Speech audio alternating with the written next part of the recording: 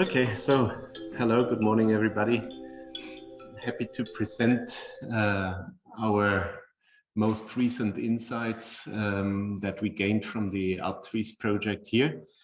A lot has been said already by previous speakers, but I think we can concentrate here on some innovative points that we tried to set and identify together with Katharina and the colleagues, and what we made out of it, in order to somehow look a little bit into the future here of how an alpine forest or how alpine trees might look like in the future. So the first innovation actually, and Katharina mentioned that in her overview, was that we had to deal with the problem that everybody doing research with forestry data is facing, so that there is limited data, and in addition to limited data, the access to data is limited. So this is a double problem, and I saw quite some nice graphs already all over Europe where people are collecting information on locations of specific tree species that we are interested in. The thing was that this was not necessarily directed towards the alpine space. So what we did was quasi hitchhiking and piggybacking on an existing platform that is called iNaturalist. This platform is actually a quite experienced one. It's an app that got established about a decade ago already. And the advantage is that here we could, so to say, form our own compartment, the ALPTREES compartment within this iNaturalist.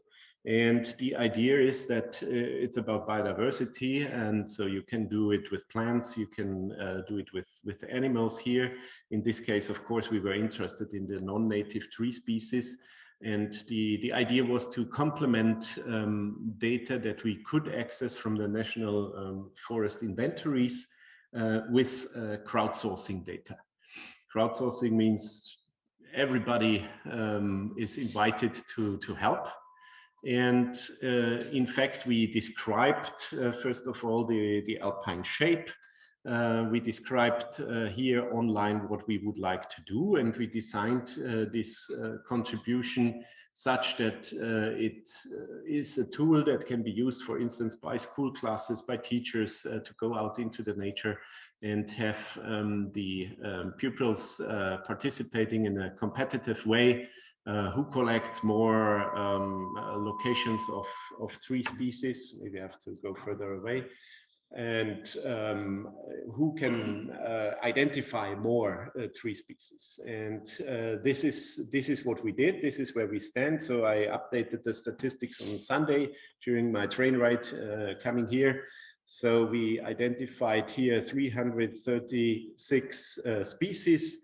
Within 36,600 observations and more than 10,000 participants in the alpine space area. And there's a leaderboard, therefore I said it's competitive. You can play with that a little bit, and who makes more. And so this is the statistics, and how does it look like?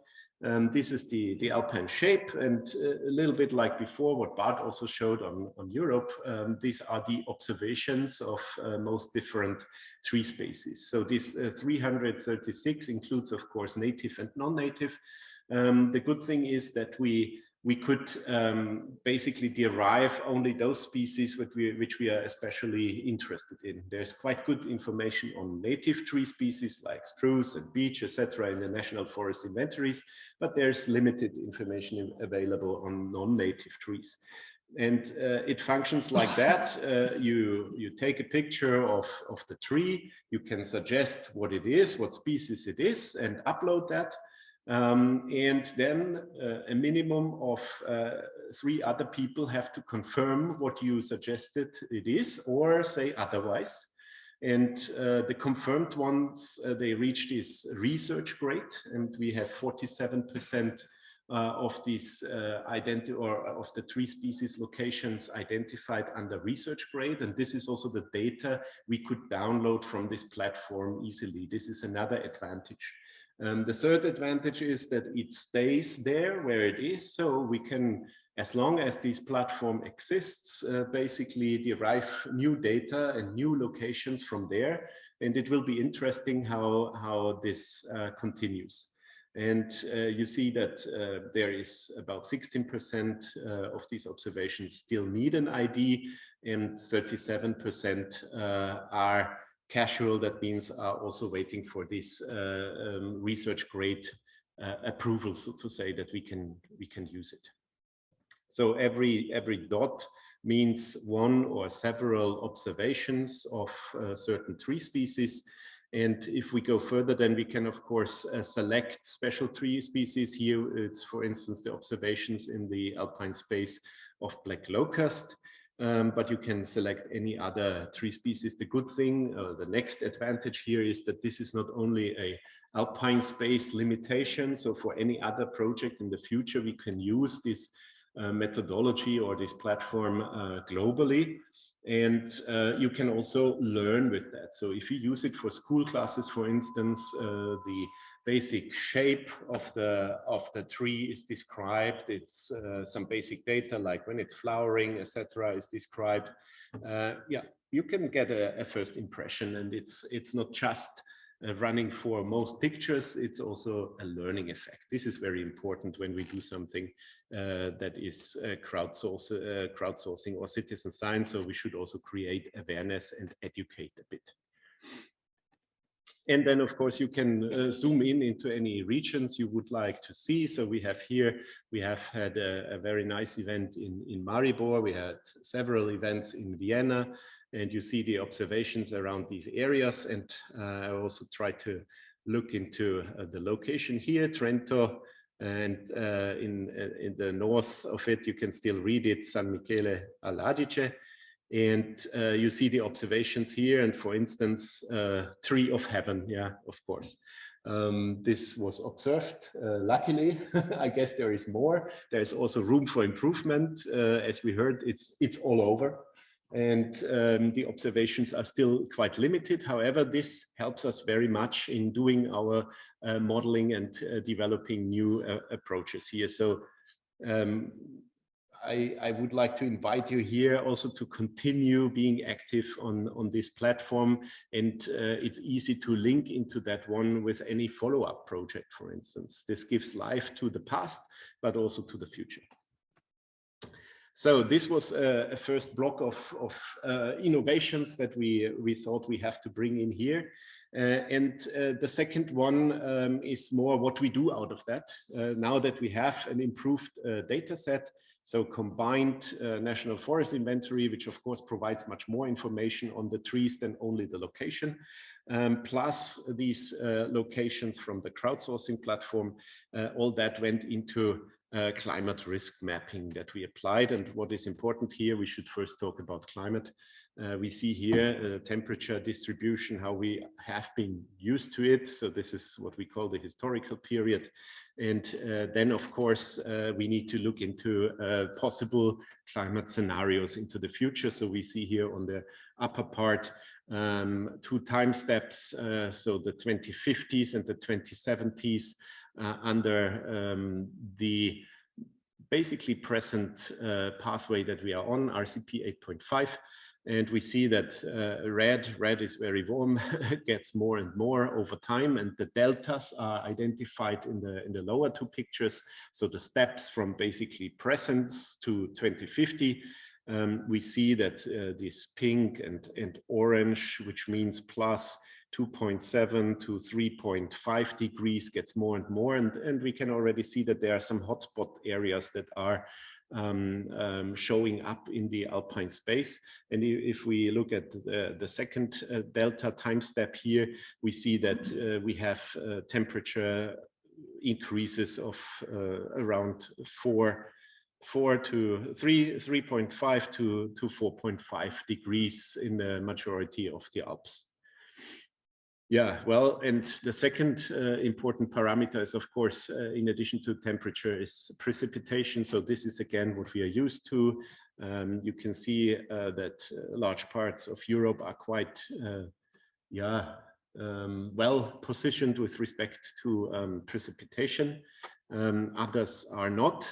If we zoom now into the scenario 8.5 and the Alpine space, we see again that the dark blue is changing towards somewhat more lighter blue. This means we are losing precipitation. And but we also see in the deltas again that there are some hotspots. Interestingly, there will not be only deltas or changes or losses in this case towards the red color, which means we lose precipitation. There are also some hotspots which potentially stay the same or even increase in precipitation. So this can also happen. What these kind of graphs don't show is that there is a general change in patterns. So that means that what we are used to now in the Alpine space, that there is a lot of precipitation during the winter months in the form of snow, will most probably change to more rain. And probably less precipitation in summer even, which is favoring trouts. Also less snow brings problems with the water regime over the rest of the year that is not in winter, etc. So all that cannot be seen here, but drastic changes can already be shown in the Alpine space. Okay, so then what we need in order to do this climate risk assessment is, of course, the tree species distribution over the ALPTREES. We cut this out here of the EFI, so the European Forestry Institute species map. And you see here different colors reaching from ABS species or subspecies in more reddish over green, which is more coniferous pine, but also already the oak, to Robinia in dark blue. This is the present distribution, at least what is officially available.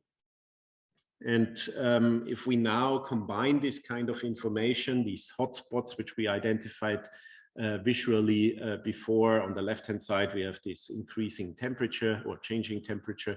On the right-hand side, the hotspots with respect to precipitation. And we combine that all, then we see already that there are some climate hotspot areas where the risk is rather high. The risk is high in a very simple assumption where the temperature goes up and at the same time the precipitation goes down very significantly. And here we have identified just visually these three areas, hotspot areas in the central picture. We see something in southern Germany, in Italy, and in the Central Alps, more towards Austria and Slovenia. Okay, and what happens if we now overlap this just for curiosity with our observations of non-native tree species? Then we see that these hotspot areas, some of them are quite well investigated, so to say, by our citizen scientists, and others are not. So it would be good if we really push here a little bit more. But this is now a very simplistic visual assessment. In order to really call this scientific, we need to move on and combine here several tools, and we call it a tool integration, where we in a next step used this iNaturalist occurrences, this data which we could download from the platform, together with climate information that I have shown before and our forest modeling capacities and tools, and come up with the so-called suitabilities in the Alpine region. Also, Thomas has shown that before. So our innovation here, or the step forward, is that we basically combined this crowdsourcing information and took this into our modeling, which is a little step ahead. It's not complete completely perfect. It never will be. We need more observations. We need more growth information on the individual tree species, etc. But at least the methodology is there and developed, and we can follow up here if the data improves. And how this looks like is, for instance, a comparison between the presence of Norway spruce as a native tree species, Douglas fir and black locust as non-native tree species, and end of the century under the present climate pathway RCP 8.5. And we see that suitability has changed quite drastically.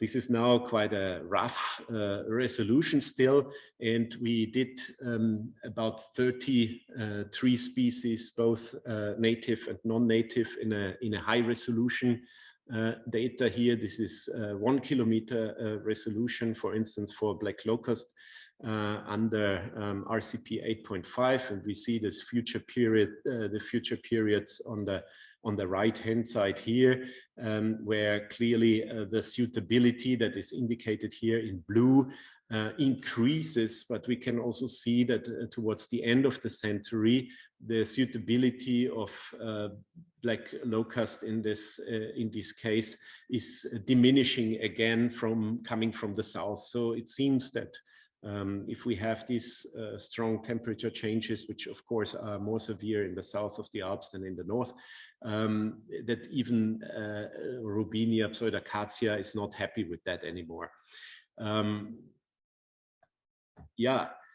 What we have to do as a next innovation, so to say, is how do we show that best to our decision makers and policy makers?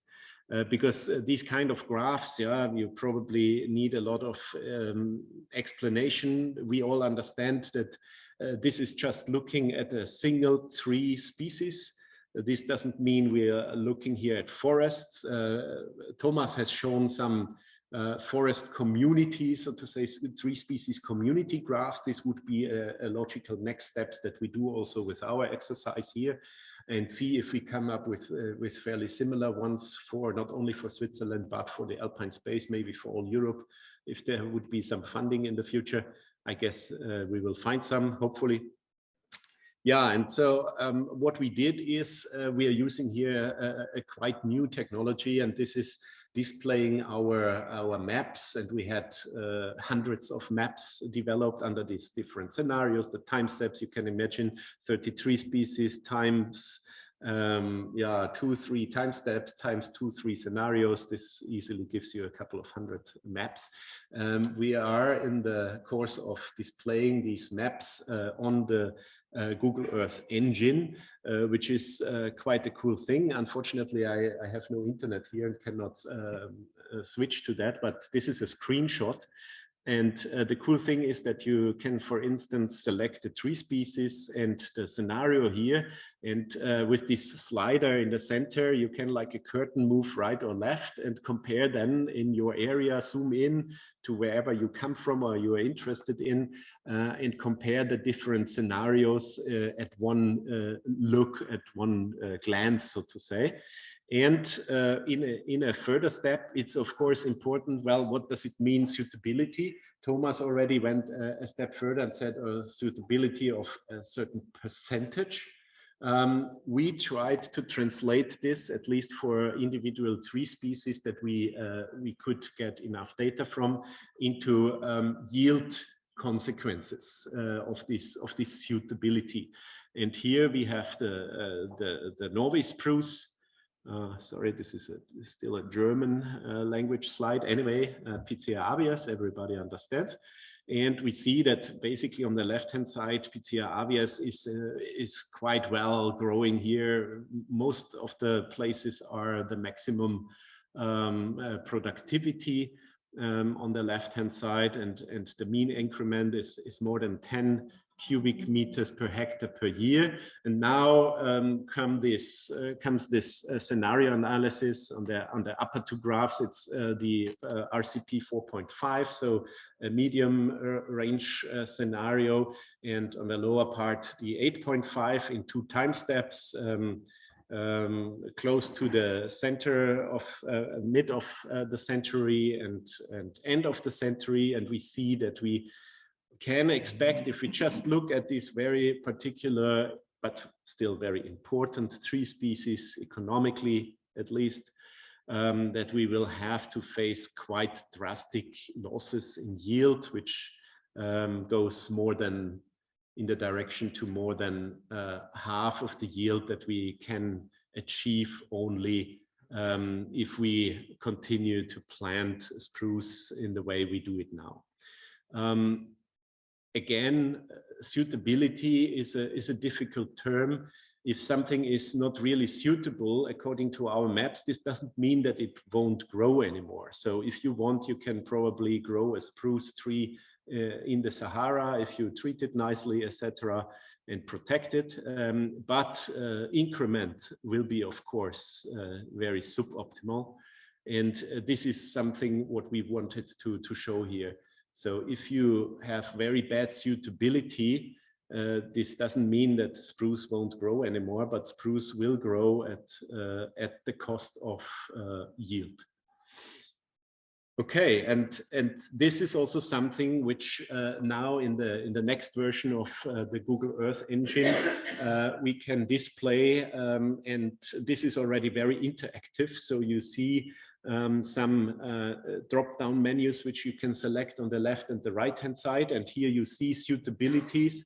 On the left-hand side, I picked the spruce in the RCP 4.5 scenario by 2050. And on the right-hand side, I picked spruce on the 8.5 scenario in the 70s. And you see that from quite some blue, which means very good suitability and productivity in terms of around these 10 cubic meters on average, we are moving more towards 5 cubic meters on average in the future. And again, you can play around here, select different tree species, different scenarios, different time steps, suitabilities. We are also uploading a layer where you can read out forest certification, which maybe is interesting for some kind of assessment here, how certification schemes for sustainability dealing with these kind of questions. Does it make any difference in certified area or not? And we are uploading here these protected areas, for instance, that Anja put together for the Alpine space, where you can see different yield and suitability consequences in protected areas all over the Alps. Well, I think this is quite an innovative way of displaying it. The good thing is you don't need an app or anything, you just need a link and it stays there on the Google Earth engine, and you can zoom into any place in the world basically that is covered by these maps that we are uploading here step by step.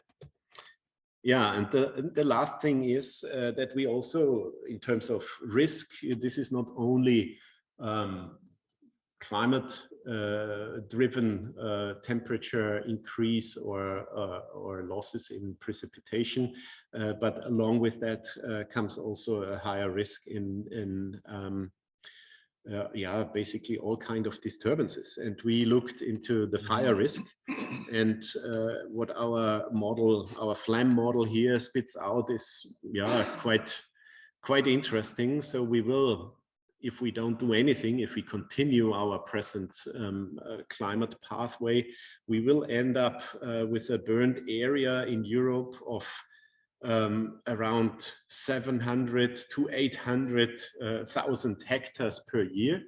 And we are now at 200,000 hectares per year. So this is a drastic increase if we don't do anything. So you see the yellow scenario is that one, the RCP 8.5, and all the others are a little bit better. The dark blue one is the RCP 2.6, which is more or less conform with going conform or along the lines of the Paris Agreement. So you see that even there will be a slight increase, but then also a decrease again. So here we could somehow handle these disturbances, in this case, forest fire. But under all other scenarios, we will face quite drastic changes towards higher area, higher probability, more damage, more losses. And of course, we can translate that also into geographic areas. So as a thumb rule, we can say there where there is a lot of forest area burning nowadays, it will also burn, and even more in the future. And additional areas come like UK, in Europe, but also Nordic countries. So Sweden and Finland will face more fires, etc. And of course, we in the Alps, we already have problems now. And I think it's also important to think about new firefighting and emergency planning here. Maybe this is also something we should look into with future projects. And if we look at the Alpine space in particular, this is still at very high, very low resolution. We can see from the left, which is basically the presence yeah, the red color indicates intensity of area burned. We move towards much higher intensity, much more area that burns. Again, we have these hotspots, which I marked here with these green rings. You see that, yeah, you can pick the area. This is where we are presently between, what is it, Trento and Lombardia, or what is it? Piedmont. Oh, Piedmont, yeah. So a little bit west from here, where we'll face quite some problems. Then Slovenia and south of Austria and other areas like the dry end of the Alps in the east, but also in southern Germany and Switzerland and France, there might be more problems coming up in the future. Good. So these are first insights and kind of innovations which we put together during the course of the project here. I would say that there are three major take-home messages.